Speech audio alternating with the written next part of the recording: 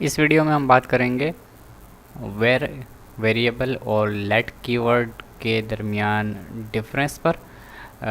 ES6 में ये late keyword एक नया ऐड किया गया है ताकि VAR वार या वेर, इसको जो कुछ भी पढ़ें आप, ये वेरिएबल से जो हम आइडेंटिफायर के ज़रिए वेरिएबल सेट करते हैं इस आइडेंटिफायर में, उसके जो प्रॉब्लम्स आ सकती हैं उसको सॉल्व किया जा सकेगा।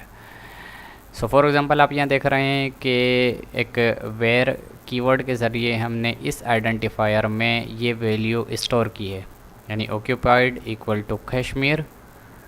अगर मैं दोबारा वेरिएबल ऑक्यूपाइड आइडेंटिफायर में नई वैल्यू पुट कराऊंगा तो ये वैल्यू इसके अंदर स्टोर हो जाएगी अगेन, और ये कोई एरर जनरेट नहीं करेगा।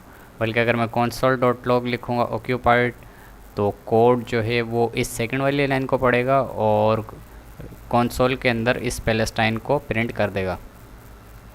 ये जब छोटा कोड होता है जो आपकी नज़रों के सामने होता है उस हद तक तो ठीक रहता है, लेकिन जब आप बड़ी एप्लीकेशन पे काम कर रहे होते हैं तो आपको नहीं मालूम होता कि आपने किस वेरिएबल को कहाँ पर डिक्लेयर किया हुआ है और किस जगह आप जाके उसको ओवरराइड कर चुके हैं, और इसको इंस्पेक्ट करना, इसको दोबारा से ढूंढना आपके लिए और ज़्यादा मुश्किल हो जाता है। सो ES6 में ये एक मसला हल किया गया है कि आप वेर कीवर्ड की जगह लेट कीवर्ड से चीज़ों को आइडेंटिफाई कर सकते हैं। सो हम कहते हैं कि let student equal to Hamid, and if I again go to declare और restore another value in the student variable, it will generate an error.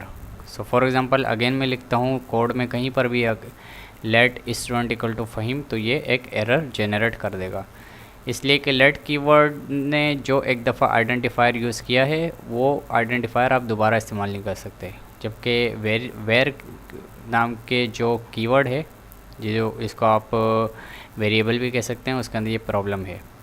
इसी तरीके से एक तीसरी चीज़ जो आपको देखनी है वो है यूज़ स्ट्रिक्ट नाम की इस कमांड का इस्तेमाल।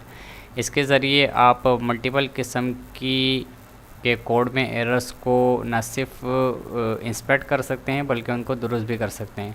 सो इसका तरीक़ाकार ये है कि आप यूज़ स्ट्रिक्ट लिखते हैं कोड के ऊपर इस कोटेशन मार्क में और सेमीकोलन से इसको एंड करते हैं।